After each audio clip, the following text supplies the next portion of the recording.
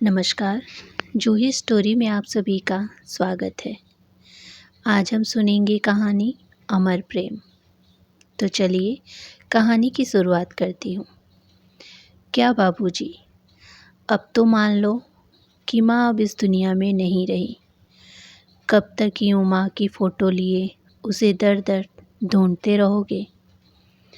आज 8 महीने हो गए, पर आप हैं कि मानने को तैयार ही नहीं कि माँ।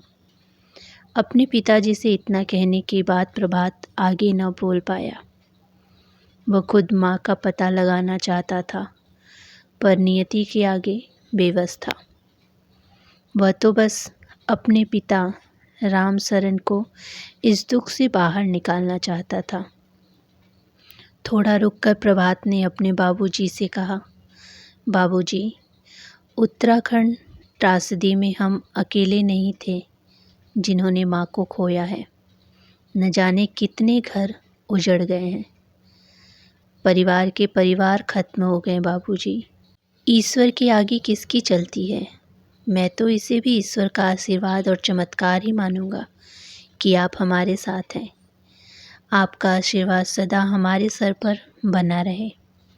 बस अब आप इन जांच वाले लोगों को माँ का नाम उन मृत लोगों में लिखवा दीजिए जो उत्तराखंड त्रासदी में लापता हुए थे। राम सरन आँखों में आंसुओं का सैलाब लिए किसी तरह उन्हें रोकते हुए अपने बेटे प्रभात से बोले, कैसे मान लूँ बेटा, मैं और तेरी माँ दोनों साथ में ही थे। अच्छे भले बाबा केदारनाथ के दर्शन कर खुशी खुशी नीचे धर्मशाला के कमरे में पहुँचने वाले ही थी कि अचानक मौसम बिगड़ने लगा। अचानक से मेरी आंखों के सामने ही पानी का सैलाब आया और तेरी माँ पिट्टू के साथ साथ ही जलमग्न हो गई। उसने मुझसे वादा किया था कि मरते दम तक मेरा साथ निभाएगी। यूँ अचानक मुझे छोड़कर वो नहीं जा सकती, और ईश्वर भी इतना निष्ठुर नहीं हो सकता। उसे मेरी फरियाद सुननी होगी।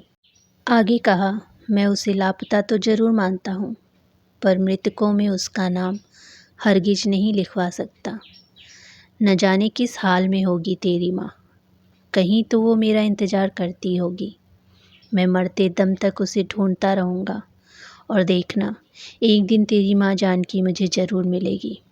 कहकर रामा सरन ने गले में पड़े गमछे से अपने आंसू पोंछे और फिर बाहर निकल गए। आस पड़ोस वाले भी अब उसे मानसिक मरीज समझने लगे थे। सब कहते थे कि रामा सरन के दिल को अपनी पत्नी को खो जाने का ज़बरदस्त धक्का लगा है। पर राम सरन ने हार न मानी। उसे पूरा विश्वास था कि एक दिन जानकी उसे ज़रूर मिलेगी। वो अपनी पत्नी की खोज में अपने गांव से कई महीनों के लिए निकल जाता। आपदा के बाद फिर से बसे हुए गांवों में जाकर वहां के लोगों को अपनी पत्नी की फ़ोटो दिखाता और पूछता कि क्या किसी ने उसकी पत्नी जैसी किसी औरत को देखा है। हर तरफ से ना सुनकर थोड़ा मायूस होता, पर उसका दिल मानने को तैयार ही नहीं होता था कि जानकी अब इस दुनिया में नहीं रही। न जाने कितने दिन वो यहाँ से वहाँ, एक गांव से दूसरे गांव, हाल बेहाल हुआ घूमता रहता।